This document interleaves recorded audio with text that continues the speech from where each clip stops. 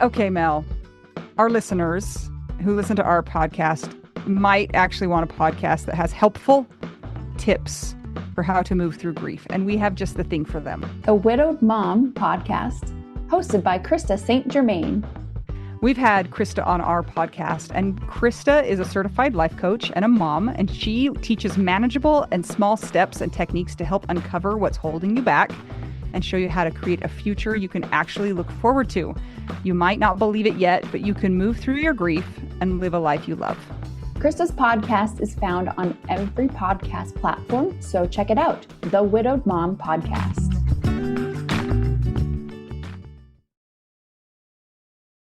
Today we have something a little bit different, and I'm a little bit excited to explore what we're going to find out about this person and what he's created. We have with us today Alex. Alex, tell us your full name. Well, happy to be here. Thank you for the invite, Mel and Anita. My name is Alex Josephson, and I'm reaching you and your audience from the 51st state, Canada, Yes. Toronto. No. I love Canada. I mean, not yes to that. I like to tease all my American friends about that. I'm a father first, an architect second, and a tech founder third. And that's how my story and your stories are going to become intertwined today, I think. Yeah, because Yes. we usually interview widowed people, and you are not widowed, correct? Thank God I am not widowed. But we approve of you, so Widowed. we'll let Widowed. you into the fold to tell us. No, some you can still be things. widowed. We're trying to degender the term, so you Yeah. can. Oh, you are? That's nice. I think it should be degendered. Yeah. We actually have Yeah. gone all over the world to speak at different widow conferences, and the men are always like, "Can we all just be widows as well? We don't want to sound like we're the ones that did it." Widower. That's really funny. I think that's really funny. It's nice that people have a sense of humor about it, because I got to tell you, some of my family friends have passed away, and there's widows, and they seem to have this idea that they should stick to themselves. It's like a club. It's like, I mean, why? There was a time where both of us felt like we could only talk to people who had been widowed, because it was like the experience was so big that the Yeah. muggles just couldn't understand. Mhm. So, And I'm not sure if you're familiar with the book The Body Keeps the Score by Bessel van der Kolk. He's the guy that kind of facilitated making PTSD an actual diagnosis in the healthcare system and in the world. And in it, he explains that when he was doing work with veterans, he noticed that the group that he was working with had a tendency to do that very thing. And in that case, with veterans, the people who were traumatized, they formed a club in their therapy group, and they made him like a commander or something. So they had to welcome him into the fold. And so as he goes through the book, he talks about how people that have similar traumas, that's what they do when they're starting to kind of figure out how to manage life. So and we've found that over time we're able to talk to non-widows, and we didn't die. So, but yeah, it's a real thing with trauma. It's like you find the survivors, you bond with them, you make a little club, and you're like, we don't like anyone else. No one understands. But then you start healing, and you can facilitate more people in your life. Yeah. There's specifically a couple people that come to my mind where it's like, God, I really wish we were still family friends. yeah. You know, like this was a couple of people, one's an uncle, one's an aunt. Even though they're not uncles and aunts of mine, I consider them uncles and aunts. But it's, once they lost their spouse, I guess the trauma really, it changes who and where they want to be with. I'm sure they're not trying to hurt anybody, Yeah. Yeah. but it's painful. It's painful on this side. That's so Even- interesting Yeah, to hear it from that perspective, because we would usually only hear that from their perspective, and maybe why they've made the choices. Or sometimes it's not really a choice. It's kind of like you just kind of fall into whatever happens. But I also have to take responsibility, because I think that people who've lost someone have deep sensitivities, and maybe I was insensitive in certain respects. I have to take some responsibility in terms of like maybe the impact of losing your spouse makes you ultra sensitive to things like invites or certain Did I not send a card? I don't know. Yeah. It was showing up to the funeral and being a family friend not enough. It's hard. I think it's really Yeah. hard. We've actually talked a lot about that with each other, both Anita and I, and then to our fellow widowed friends. And it's so interesting because it's this crucial time period where Anita's likened it unto you're a burn victim. Everything hurts and everything emotionally, like your body can hurt. Slights that they're perceived slights, they might not actually be slights. People try to say things that are comforting, they might not be comforting. And when you're that person that's in that trauma, you think that it's the other person that was the one that was hurting you, and really nobody knows how to deal with anybody that's lost somebody. Things that may have brought comfort to me might be opposite for Anita, so it's kind of like a lose-lose in a way. But we found that the thing that people do recognize is at least people still reached out to me, even sent a text. And so I know for me there's been like some friends that were like good friends. I would consider some of them like best friends. And they did the funeral thing, like came out for the funeral. And then I didn't hear from them for years. And Yeah. I asked later, I'm like, hey, are we still friends? And they said, well, I thought that you had a lot of support. So I figured you just didn't need me.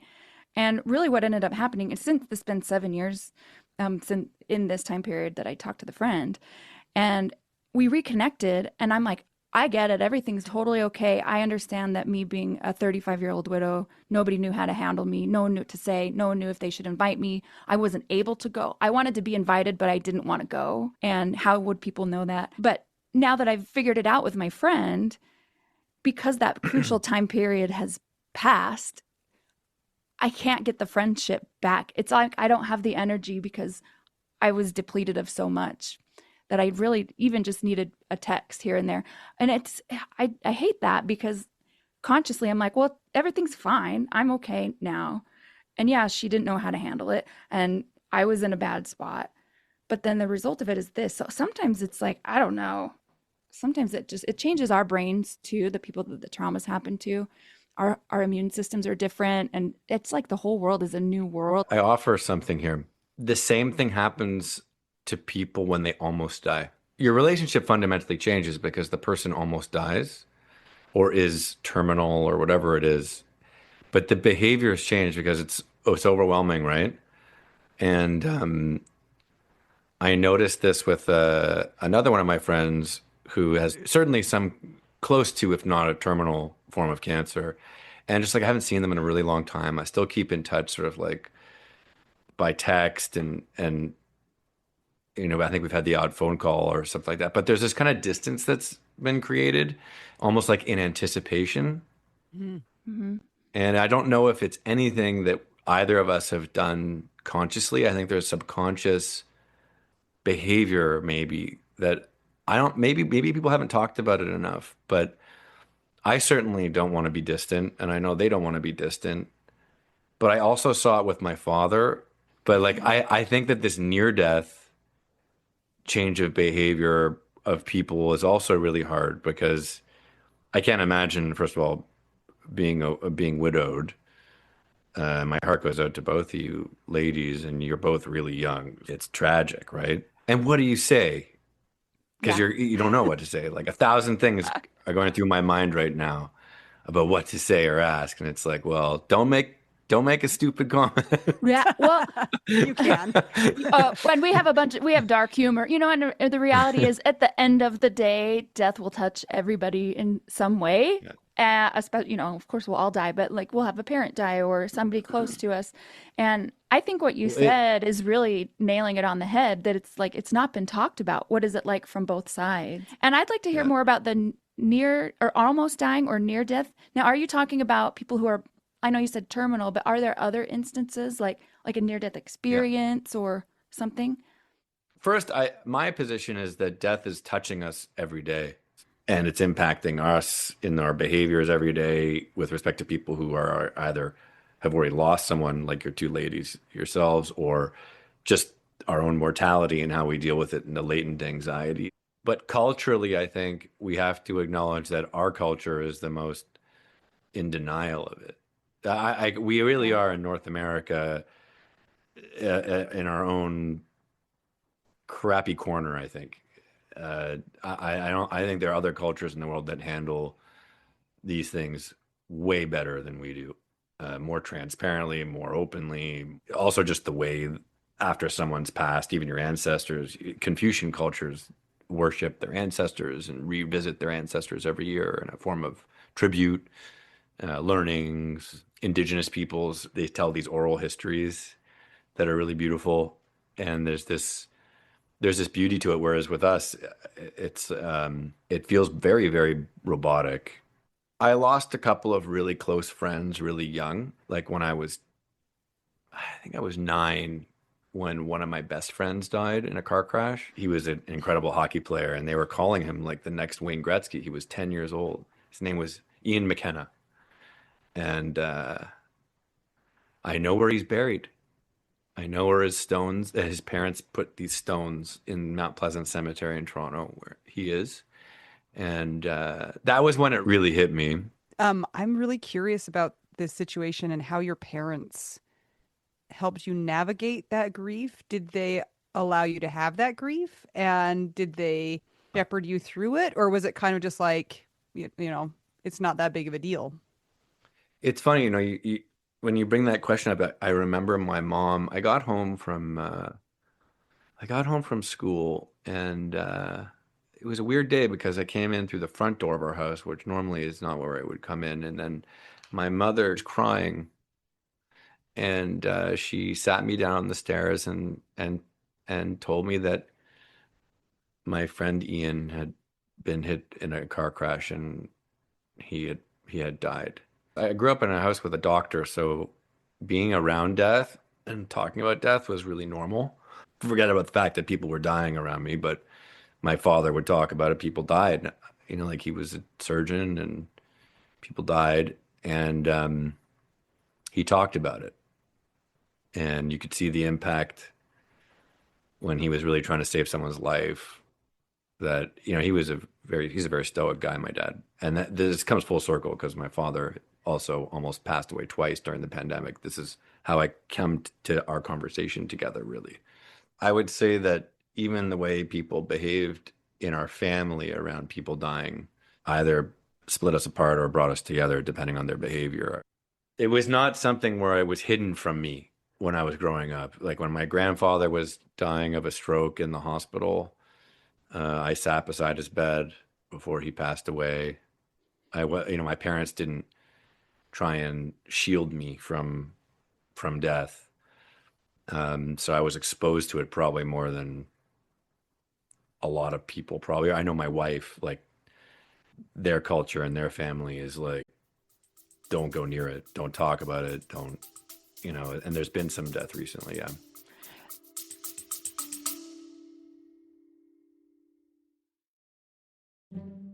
Hey guys, just checking in and want to say if you are enjoying this podcast And you want to see it keep going, maybe it's helped you through your widowhood journey and you think that it might help others on their widowhood journey, you can support that cause by joining our Patreon. some of the things that you get as a Patreon beneficiary are ad-free episodes, so you don't have to hear ads like this.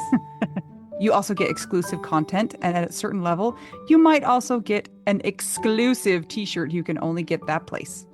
That is true. It's pretty cool. There are 4 different tiers available, so check it out. It's patreon.com/WWDN. And as an extra bonus, very often you get your names read by one of my kids, and they will do a terrible job with the pronunciation. And that's like a bonus, I think. I think it's kind of the best. I would much rather hear somebody butcher my name than say it correctly.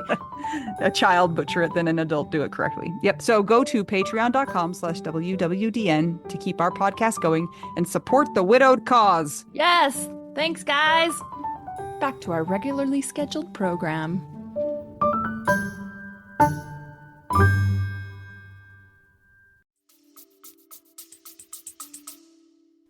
It's interesting because some people that we have met through our widowhood experience, the first time that they've had to deal with death is the death of their spouse or their partner. And then Yeah. I know for Anita and I, we're from Utah, and there's a heavy culture of ancestry, sharing of stories. But for me, I mean, I would say I've been around a lot of death. There's a lot of big families. And so from a young age, it's, I've never shied away from talking about it. But one thing that I did notice and I notice is there's been a lot of stories passed down of our ancestors, like grandma, grandpa, but not so much of parents. It's like there's a lot of time spent on those who have already died. And I know my dad ended up slipping and falling and dying. This was after my husband had died. But for Christmas, he died on New Year's Day. But for Christmas, I gave both him and my mom something. It was some online thing where they could start putting their own stories in. It would prompt them. Because I thought, I know about the ancestor stories. Like we have the books in my parents' house of the hair and all the, the weird old books of remembrance that smell weird. Oh yeah. They're, like they had memory boxes and like, those. Yeah. That goes back centuries. Like they used to make miniatures. They called them miniatures, and they do a portrait especially in the sort of 15th, 16th, 17th, 18th centuries. They actually more like 17th, 18th, 19th centuries. They would do these little miniatures, and there'd be a portrait, and behind it would be a lock of hair. Yeah. Yep. I don't have any ancestors' hair gosh. at my house. Oh, Anita. I only have my children's teeth in a jewelry box, and people tell me that's weird. Well, my family can share with your family because there's a lot, and there's like shadow boxes. But you bought so go back. I don't. You bought your parents. I got my parents this.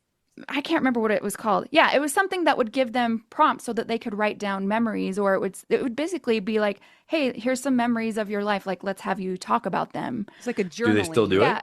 Journaling. Well, so does she still do it? No, my dad died, and so my mom was in grief, and my dad died. So, but that's what I was thinking about, because it's like I know some of the stories of my dad, but that generation doesn't keep journals like the oldie timey pioneers did, and my grandma. So I gave my parents that because my dad was 73, I think, and he was healthy, but he just kept saying things like, I don't know how long I'll live. The men in my family don't live very long. We're like, you're so healthy. And of course, he had this crazy accident, slipping and falling on ice.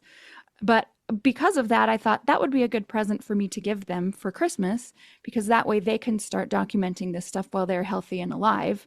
And then when they're gone, there will be this book or whatever collection of their stories and stuff that maybe they don't usually tell off the top of their head, because this will prompt them and ask them specifics about their upbringing or some other memories that maybe take some encouraging to come out. So I want to know, Alex, though, I want you to tell us a little bit about, like, we haven't even talked about what you created, and I want to know why it came about. My parents, my grandparents, legacy mattered. These scrapbooks. My grandmother was this incredible entrepreneur, started a business with her husband in 1935. Jewish girl in Toronto. Like, this was a force of nature. They called her Mrs. J. And in the 80s, she out of her busy day as an entrepreneur, runner of business, put together a family album that went back 200 years. Photographs that weren't photographs. They were sort of like pre-photographic paintings of sorts of ancestors of ours. And, I find it interesting that, like, at least in my family, my grandmother, the busy person, the provider, was the archivist. And then suddenly in the teens, 10 years ago, my uncle started sending me his achievements. Wonderful guy, but like a little full of himself. We make fun of him for it. And another for the family album. I'm like, who's making this album? Wow. And why are you sending this to me? As if I don't, like, I have a business. I got stuff to do. You know what I mean? Ask someone else. Hire someone. You're a wealthy guy. Like, why am I doing this? And and then my father was diagnosed with cancer in 2011. And so for the last 15 years, there's just been kind of just the axe has been hanging over the family's head. And my father was also interested in Egyptology, which is obsessed with. I did not see that coming. Okay, obsessed with like Yes. mummies. Like I remember, as a kid, I dressed up as a mummy because my father was Awesome. obsessed. I was obsessed. Anyway, so and Dracula. I love Dracula. Anyway, death. I guess it was a medical family, so everybody was talking about death all the time. It's very morbid. Anyway, and I say that kind of like tongue in cheek. We aren't morbid people, but he was sort of obsessed with Egyptology, and he had a collection of artifacts, and he's continued to grow that. And then in 2019, when it looked like he had to go on chemo, he was like, "I want you to design my memorial." And at this point, I had graduated from architect. My history is I started architecture school in 2001. September 11th was like my first day of studio that year. Oh, Um, that's a good one. and so bring more morbidity into it. I ended architecture school in like 2011. Like I did 3.5 degrees. I ended up in London, England, doing my what would have been my fourth degree in architecture at the Architecture Association School. And I dropped out like 3 or 4 weeks in because I was just like, I've got to get on with my life. And I moved back to Toronto after spending 5 years in Rome, a year in France, Paris, a year in New York, and then a little bit in London. And I went back home and started my own business, an architecture firm. And I started teaching at U of T, the University of Toronto School of Architecture. And so in 2019, after my father had kind of avoided chemo because he had a very rare, slow-moving cancer, they said, you have to do something now. And it was a good 8-year run, but it was a lot of anxiety still for 8 years. And he asked me to design his monument. He wanted me to design a family crypt, Like like a tomb. Awesome. And Okay, I was wait. like, Well, did you think this was awesome, or were you like, I don't want to do that? no, I was like, this is awesome. Yeah, let's Okay. do it. is it normal in Toronto to have like A tomb? crypts? Yeah. No. Okay. I wasn't sure. Like some places you talked about the it. Like, the there's a lot of death Canadians like to traditions. build tombs. Did he want a pyramid? It's funny. As an architect, if you go back in history and you look at the first recorded architect, quote unquote, this guy Imhotep from Egypt designed the pyramids, supposedly. That's like, what was first? What did the architecture profession get built for? To build, Logier would say the primitive hut, the home. I might say it was actually to build. The first architect probably designed a tomb. Like everybody was building their own home, but who was designing tombs? And so it's kind of an interesting full circle, right? So my dad asked me to design his tomb, and it's like the guy's on chemo. He's lost so much weight. He's just struggling. The particular chemo he was on was actually an offshoot of mustard gas, and then the pandemic rolls around, and instead of hunkering down, the guy decides, oh, I'm going to continue to see my patients. I'm going to go to my office on chemo, ear, nose, and throat doctor. Like it was like it was like, when are you going to get COVID? Because you're going to get COVID if you're essentially dealing with respiratory problems all day. They're breathing Anyway. right on you all the time. Yeah. Anyway, so I imagine that he lasted a year and a half. No, it was 2022. So he didn't really get it until January 2022. Like the guy lasted a long time going into his office on chemo. And this whole time he's asking me to design his monument. Had you already done it? Like, was it?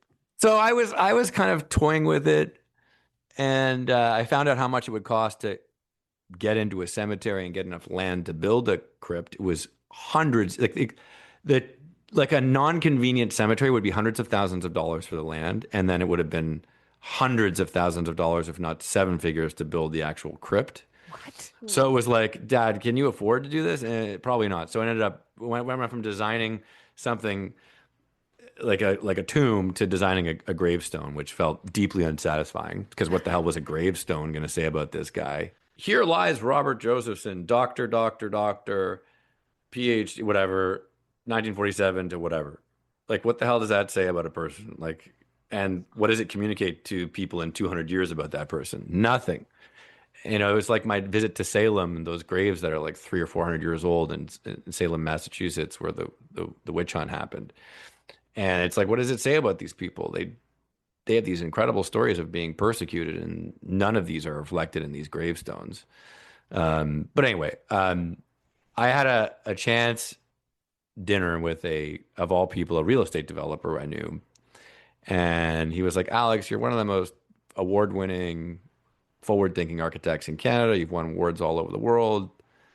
The world's changing. It's going digital. What are you doing? How are you thinking about architecture in a purely digital way? And I was like, I don't know, man. I hadn't thought about that. And he was like, well, you should think about how you're going to do what you do using bytes instead of bricks, because that's where it's going. It's all going to be digital.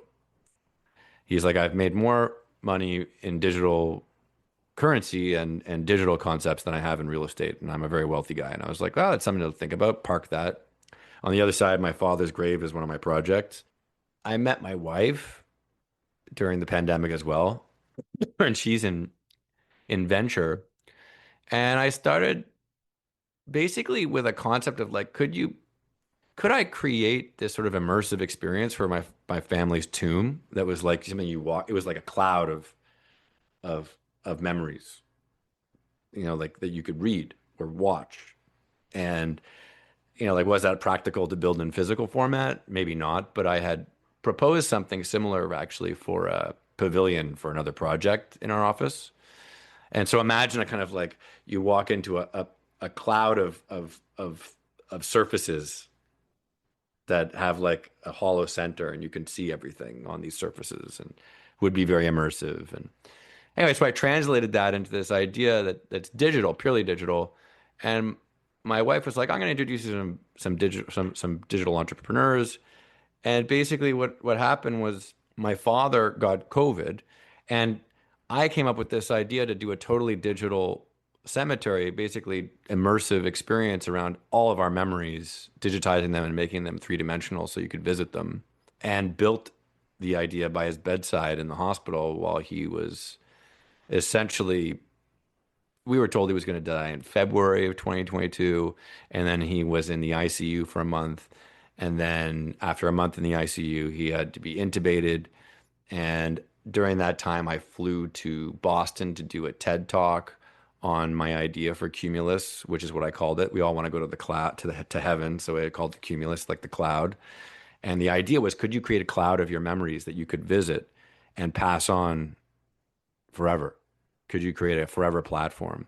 And that did all of the justice we want to for the people who came before us, but also who's coming after us. And I flew to Boston after my dad was intubated, flew back. They took him off the respirator miraculously. This was a guy who like smoked for 40 years. We were told he was going to die twice. So there was grief, right? Yeah. Right? It was like, but when you're told someone's going to die, they die in your mind. Like something changes significantly in your relationship because you've resolved that this person's gone on a certain level, even if they survived. I have to tell you, my relationship with my father is totally different now than it was before. It's great. But the whole point in what I was saying, how do we handle our grief? For me, I was handling the grief of building Cumulus because I wasn't expecting my father to live. And I was building this in his honor. And I raised a significant amount of venture capital in New York. The idea was we could reinvent how we memorialize people and families, and that there is a digital equivalent to granite that I could build, and build a beautiful poetic environment in which we can invite our friends and family to contribute and leave that legacy outside of our phones and off of social media, and bring some of the beauty of architecture to the digital space. And like, we go online, it's so ugly most of the time. And that's why I built Cumulus. I built it to memorialize my father originally, and then my wife and this other person said, well, you should think a lot bigger. And so I said, well, why don't I share this idea with the world? But the question is, does the world want it? Like you were talking about how social media, there's a lot of like ick out there. And for a time, I mean, a lot of us were sharing our lives on there. And now it's like, hey, don't put pictures of your kids. It's dangerous up there. And then there's AI scanning stuff. For me personally, on my personal account, I've just stopped posting in general because I'm like, oh, that what was a sort of online journal-ish for me to share with others. I don't want to do that anymore because there's a privacy and a safety concern now for multiple reasons other than just Well, AI. you're just a And product. yeah, Those platforms are built around how they can strip you of your behavior and sell it to you through, like, give that data to other companies and they can sell you products. They can, yeah, like, and it doesn't matter how aware you are, your information is being stripped of its information, of your data is being stripped of information that tells them about your everything. preferences, what you want to Yeah. buy, what you wear, what you look like. That's where Yeah. also we would find community. And so it's like things are changing. And so I wonder, it's like, well, I don't have any kids. I can't have any kids and I won't be having any kids. And so it's like, does my life even matter when I die? And I'm curious about it too, because it's like the way that I've seen things passed down are usually from people's kids or nieces and nephews. And it's like, well, for me, if I could put something up on a website and just like leave it. I've thought about this with our podcast actually too, because it's like, well, what if we die and do we want this work to go on? Is it important? Well, of course it is, but like, what do you do? Like, say, here's the rest of my money, and somebody else will pay for it until it runs out. So I'm really curious to learn how it works. I think what's important is I didn't lose my dad, but I did lose him. Like, I went through this process of being told he's going to die. And for a week, he was on a ventilator. And I was told a month before he was going to die.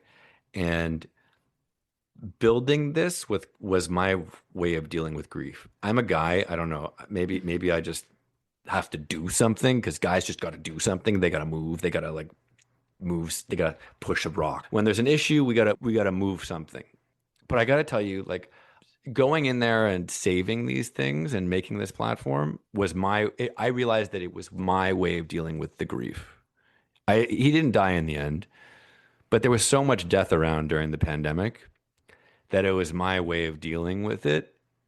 And I got through that year of loss and potential loss and everything that was happening around by building this memorial platform. I have a family member who their extended family lost a son, and they're not religious at all. And their feeling about, I don't know if afterlife is the right word, but that a person is still alive, quote unquote, while their memory is still alive. And so their big push is to keep the memory Yes. alive. I mean, it's true. Yeah. It's like I felt this huge weight on my shoulders, and I still do, to try and keep the memory of my husband alive, especially for my kids. You know what I'm saying? I want him to still be a part of their lives, and the only really way to do that is through sharing memories. And for a long time I was trying to help them share their own memories, and that was really hard because kids are uncooperative and little weirdos. But I was just, and I still am desperate just to have those things for them to be able to have when they are ready to really want to relate to him. Does that make sense? And I actually feel this for Mel and I too. We feel it's such an honor when somebody comes on the podcast and tells us about their partner who has died, because now we are a witness to that person existing. Even that tiny bit that's now in my mind, it's like when more of humanity knows your person, it's like their existence is preserved. And so when more people have memories of that person, it's like this really beautiful and symbolic way that we get to keep our people alive, even though they don't exist on the planet anymore. And so what you've created is this way to do that. You know what I'm saying? Like, you're able to put memories and in a lot of different formats, as I understand it. I mean, when I looked at the website and kind of like played around with what you've got on there, it's like it's just a different way to kind of be able to organize what you've got, all of the things that you've got from this person, and make it easily accessible and almost an experience for other people to be able to share in. So this is Cumulus, and yeah, like, you could reduce it to being a digital cemetery. We want to build a storage trust so that this is around forever, and it won't matter whether there's advertising or not, because people have paid to build a trust, like the way a cemetery is built to live forever, to hold these memories forever, and to keep it a beautiful place. So it's really a memorialization platform, a place to celebrate life. But you can't celebrate life unless you do it while you're Do you alive. know what it reminds me of?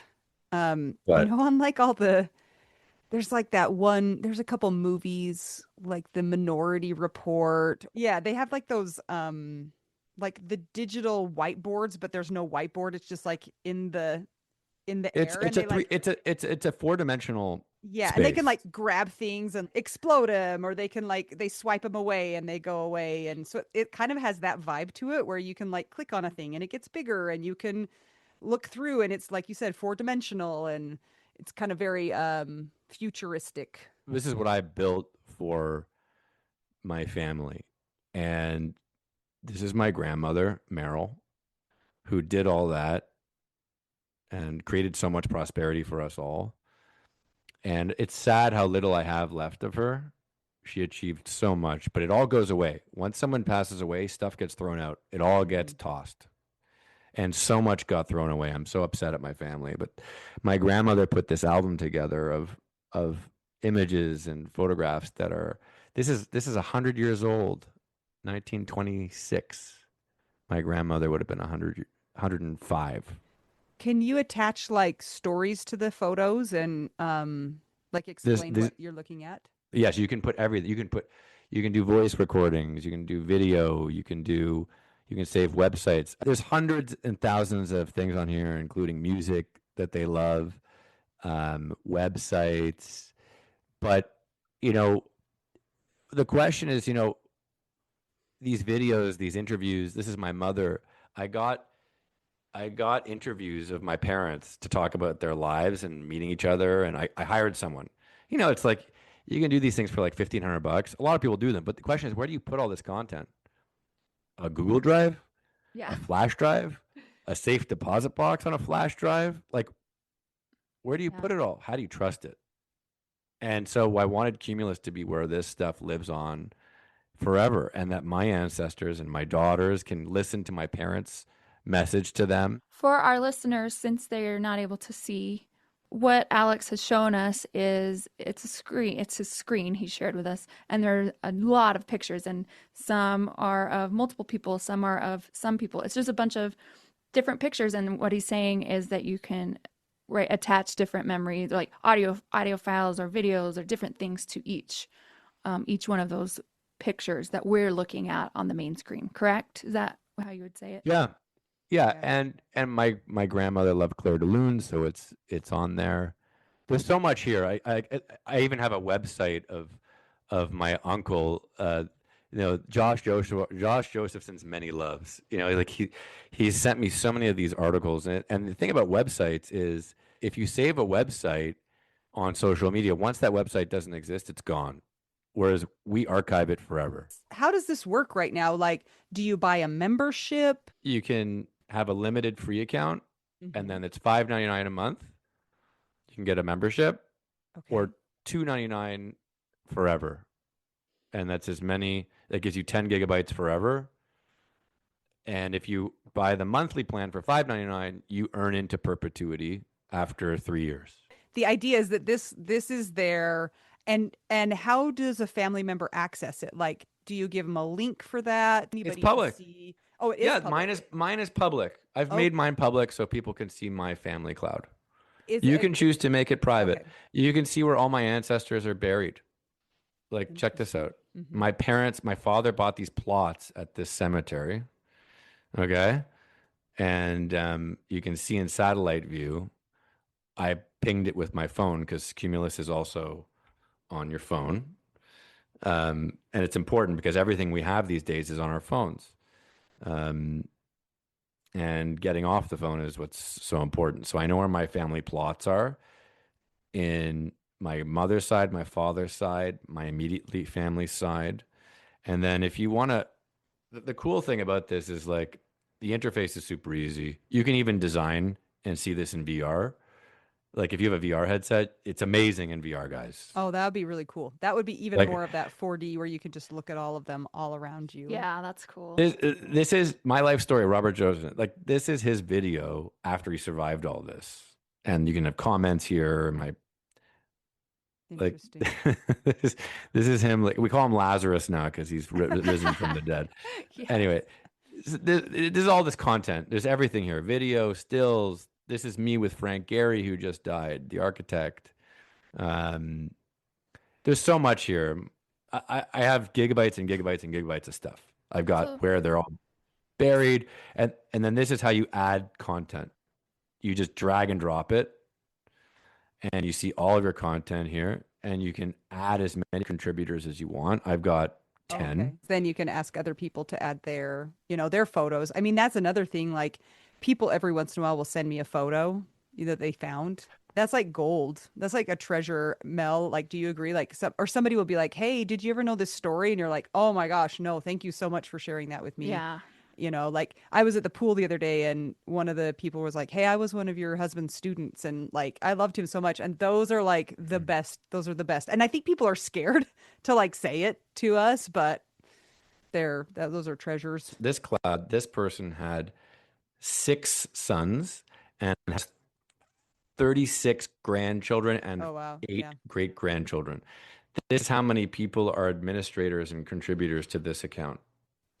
So Alex, obviously you want people to do this while they're alive right now, but our audience is mostly people with dead Yeah. Dead people. people. But they're trying to Like, gather the information and put together the person that they've lost. A lot of them are trying to yeah. compile that in a way that is um, easy to access and really comprehensive. And this gives them a great way to do that. And I agree, it's awesome to do that for yourself and your family alongside doing it for somebody who's already passed away. Yeah, and the idea really is like I think when you've lost somebody, it's just so overwhelming.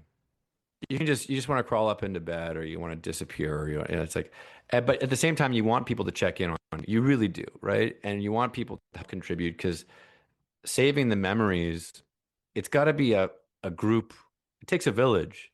And so if you can invite 30 people, you get a Cumulus account. It's $5.99 a month. Try it out, right? You can invite 30 people, you can invite 100 people if you want. If you get the free account, you can invite 4 people. And at least those people can help you crowdsource the memories. And you don't have to do it alone because I felt it. Like everybody was sending me these things and I was supposed to fix it. I was supposed to save it all. And it's like that's overwhelming even when no one's died. Like And I know that even just for me, having my own phone with a bajillion photos on it, that's just overwhelming. And I'm not dead, and it's just my own phone. So this sounds like it could be a good option for me, where I've been thinking about, well, I don't know what to do with my stuff, especially if I don't pass on any, to any children.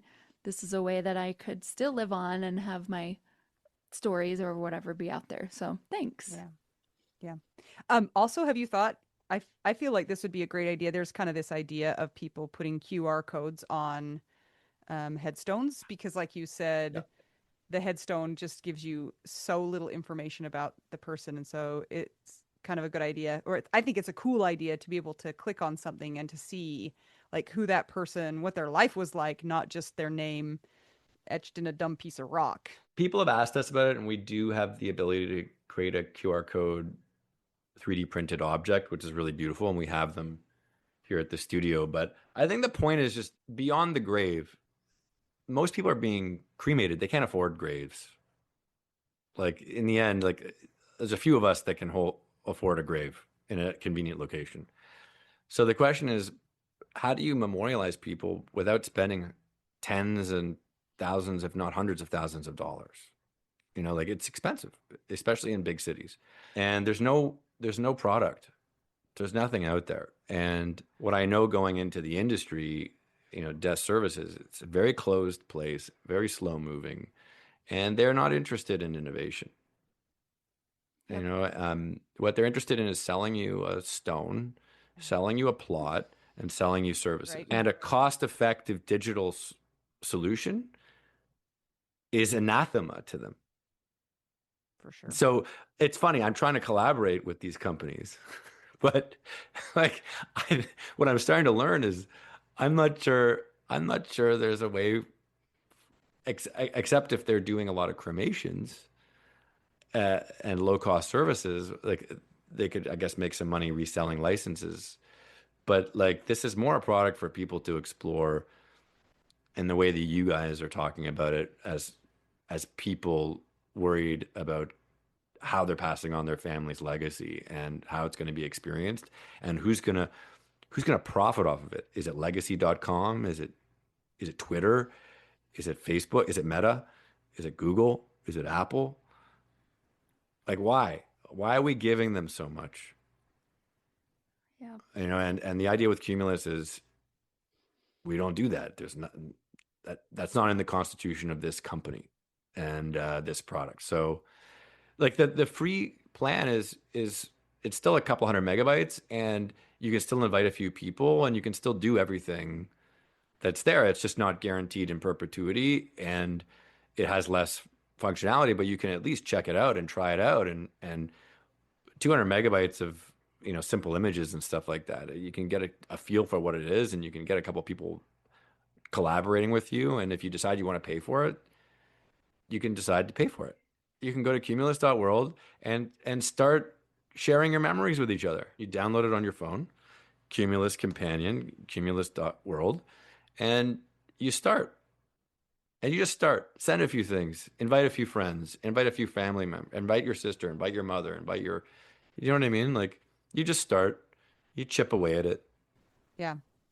I love that. Thank you so much, Alexander. This has been really interesting because it's just, kind of a little bit different topic than we usually talk about. But we know our listeners, this is something that it weighs on a lot of us and it's a big task. Just you talking about having to do it from your family member, like it's a big job and it feels like the stakes are a little bit higher when your person is not here anymore and you're the keeper of those memories. So thank you for sharing. We will link to the website and also we'll probably share some of the videos from the website so you can kind of see what it looks like because it's a little bit hard to imagine and then when you see it you're like, oh yeah, that's cool. So we'll And if you guys we'll do try that. it, send me feedback. I Okay. like making it better.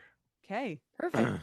We Or, can, like just I love hearing that you tried it and you liked it. Like yeah. I was just like, this is really cool. Since AI is everyone is like Yeah. freaked out about AI is and AI mining information. How does that factor into? I know that your site is not mining information, but because it would No, be it's not. public. We're not profiting off of information. So the only AI in our site is, when you search an image, like when you try and search for an image on your phone Yeah. and it doesn't work, ours does. You can type in dog and it'll find all the dogs in the Oh, images that's you've put cool. on.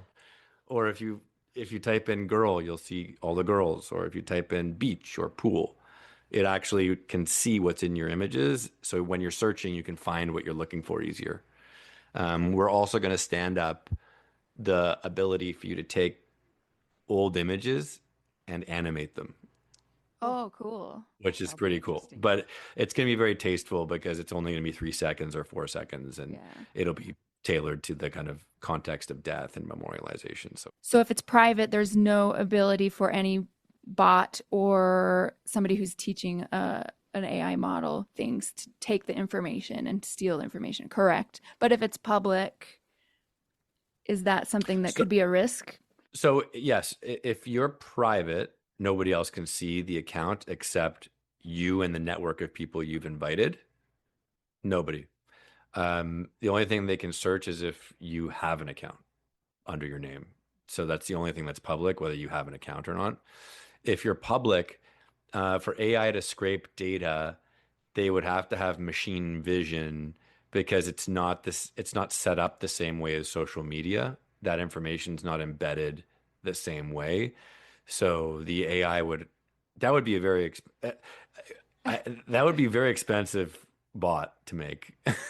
You'd be spending a lot of money scraping from a public Cumulus account because it would have to navigate to each image, use machine vision to recognize the content in the image, because there's no content associated with it. It's just an image. Yeah. But it's the first time someone's asked that. I was like, oh, that's actually interesting, because I think it would be expensive for someone to scrape public Cumulus accounts. I don't think it would pay off. And if we can, we'll make it so they can't. Thank you for joining us today. Tell us the name of the website one more time. Cumulus.world. So Cumulus, like the cloud. Cumulus.world. Okay. And the Cumulus companion app on your phone. We have a very final and the most important question that we ask all of our guests. And that question is, what is your favorite cheese? I would say Manchego. Oh, okay. Nice. We're going with a Spanish cheese. That sounds, Manchego's delicious. So we approve of your answer. Okay. I Now mean, Parmigiano would be probably also like up there. But Alex, we really appreciate what you've created. If our listeners would like to keep the podcast going, will you check out our Patreon? It's patreon.com/WWDN.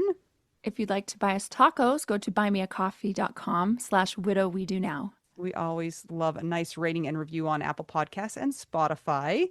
And you can check us out on YouTube now as well. And until we get to talk to you again, I'm Anita. I'm Mel. And I'm Alex. We are just two young widows and one digital architecture creator extraordinaire. And we're all just trying to figure out, widow, We do now.